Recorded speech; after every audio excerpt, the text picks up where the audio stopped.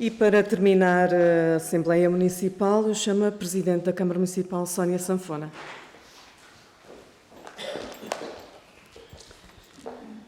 Muito bom dia a todos.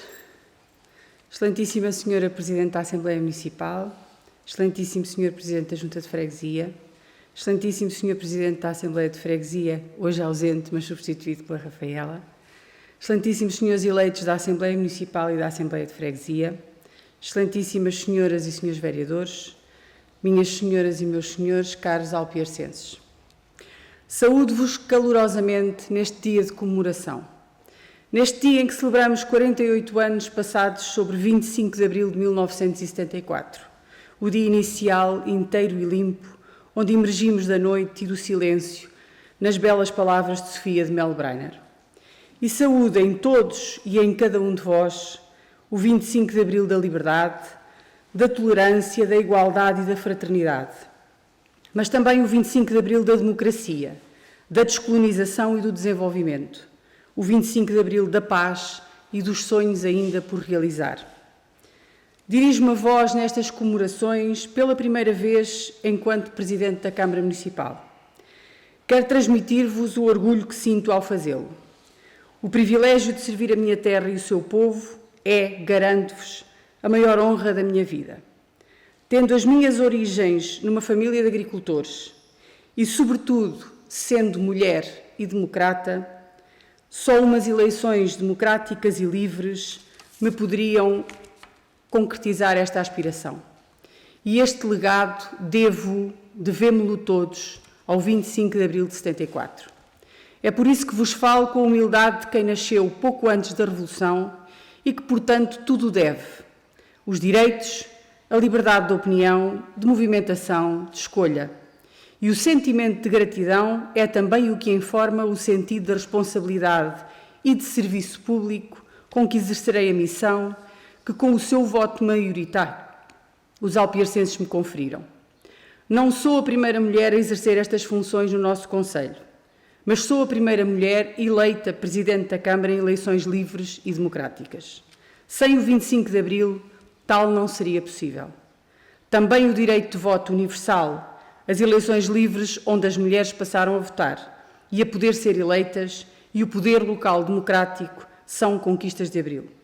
Assumi estas funções ciente do momento histórico que vivemos e, sobretudo, determinada em operar uma mudança profunda na ação da autarquia, de implementar uma cultura de trabalho orientada para a concretização de objetivos, dirigido para o crescimento e desenvolvimento económico do concelho e para a criação de melhores condições de vida para os alpiarcenses.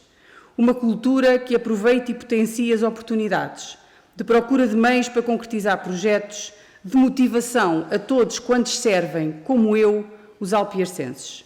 São estes, afinal, os desígnios de abril. A interiorização da necessidade de promovermos uma cultura democrática mais exigente, assente na transparência e na prestação de contas, é um dever de todos.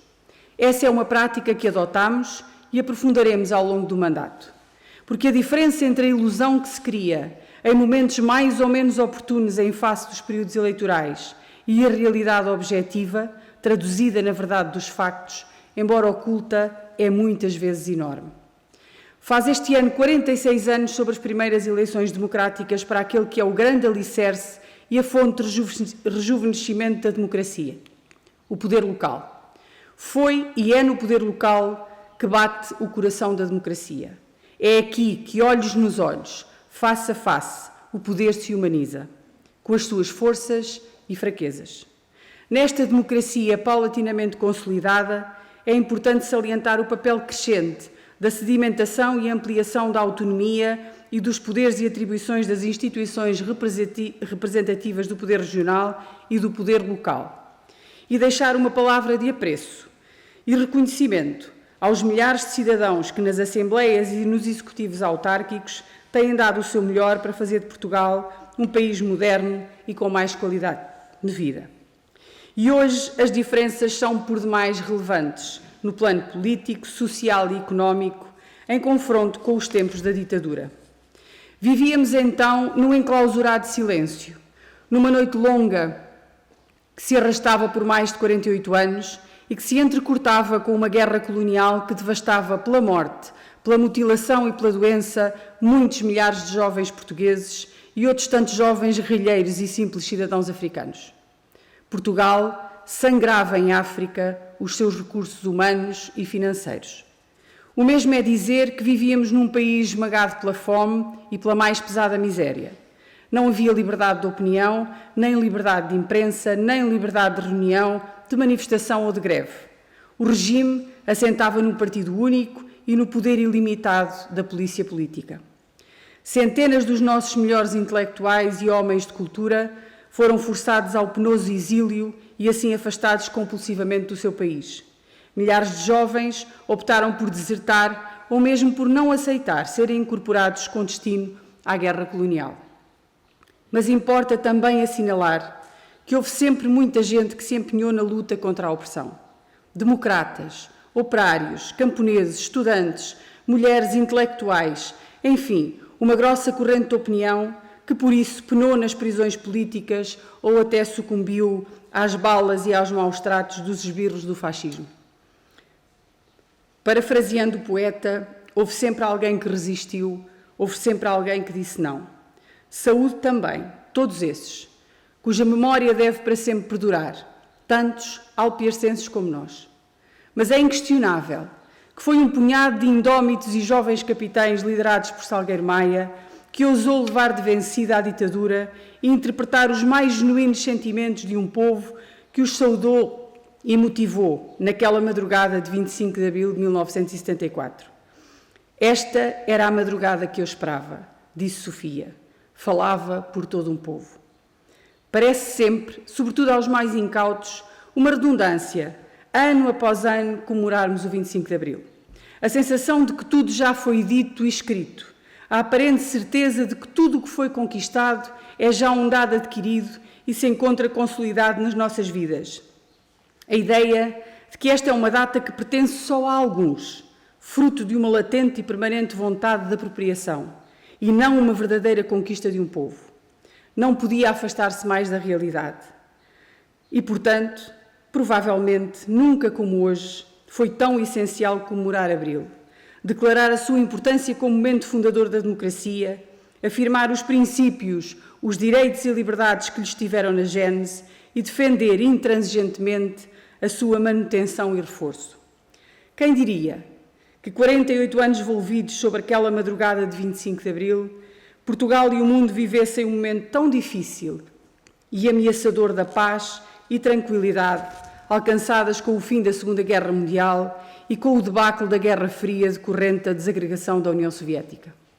O país crescia há 3 anos consecutivos, acima da média europeia, e tinha criado 350 mil empregos. Convergia económica e socialmente. A política de rendimentos estimava a procura interna, dinamizava a produção nacional e, por outro lado, cresciam as exportações. A dívida pública vinha a decrescer em termos de percentagem do produto interno bruto e, pela primeira vez na história democrática do país, tínhamos um superávit orçamental. Contudo, chegou a pandemia e tudo se alterou. Todas as previsões caíram por terra. E não tínhamos dúvidas. Os adversários da democracia reapareceram no mundo, na Europa e também em Portugal. Aparecem sempre quando há incerteza e medo, por vezes estimulando-os, lançando o discurso da desconfiança nas instituições e na democracia. Combater a pandemia foi, pois, para todos nós a prioridade.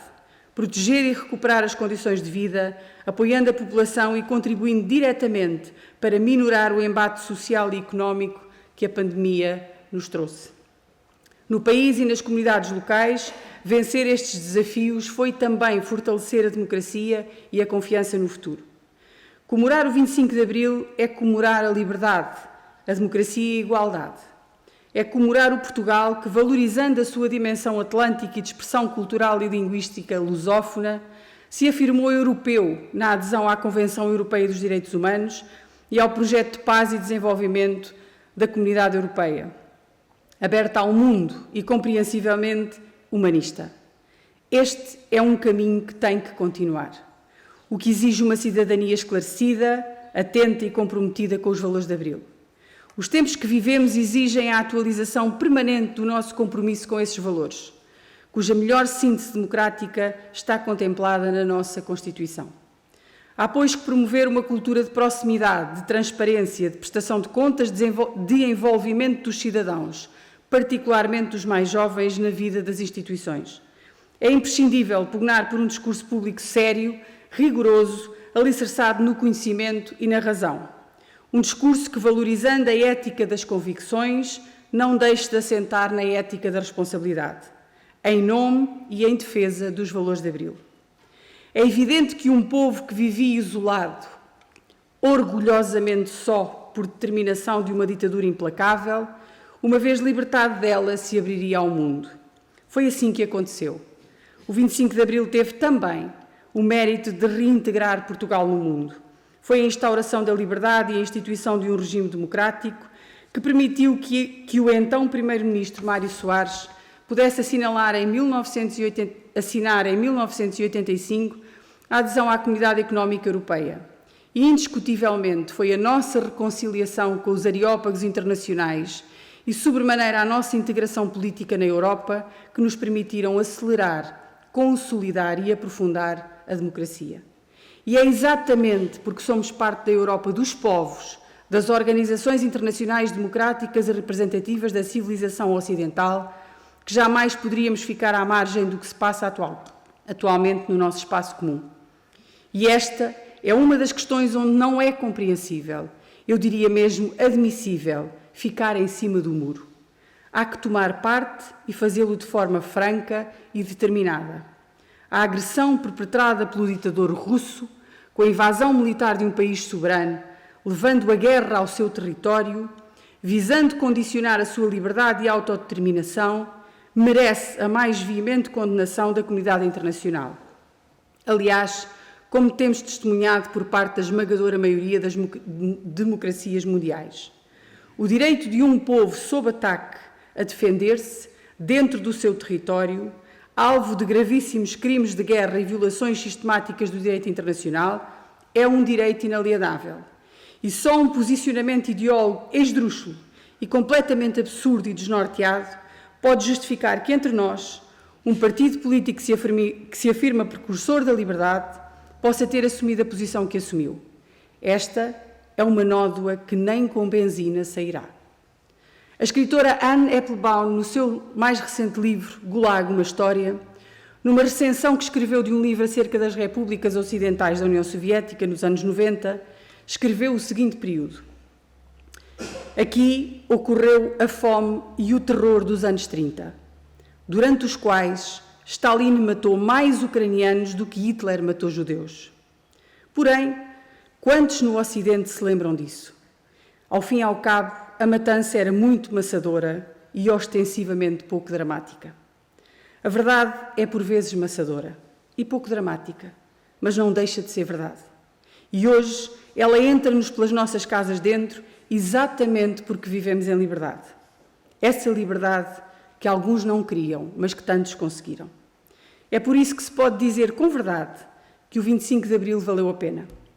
Sim, o 25 de Abril, gesto heroico de jovens capitães, valeu a pena, porque melhorou a vida dos portugueses, acabou com uma guerra fratricida e conferiu aos cidadãos de Portugal os direitos, liberdades e garantias que a ditadura sempre nos negou. Ao celebrarmos o 25 de Abril, queremos que fique claro, particularmente para os mais jovens, que a Revolução dos Cravos, uma revolução pacífica, devolveu a todos nós a dignidade e o orgulho de sermos portugueses. Mas como nada, mesmo nada, do que conseguimos está garantido, as minhas palavras finais vão exatamente para os mais jovens, aqueles que na casa dos 20 anos sentem a urgência de um país mais justo, onde possam legitimamente concretizar os seus projetos de vida, que prezam e reconhecem a importância dos valores da liberdade e da democracia, que conhecem de ler ou ouvir contar o que foi o tempo de trevas vivido pelos seus antepassados e que tão simplesmente são o penhor do nosso futuro democrático, mesmo quando possam discordar de algumas das palavras que proferi, o 25 de Abril foi o dia inicial inteiro e limpo. Guardem-no para sempre. Viva o 25 de Abril, viva a liberdade, viva Alpiarce.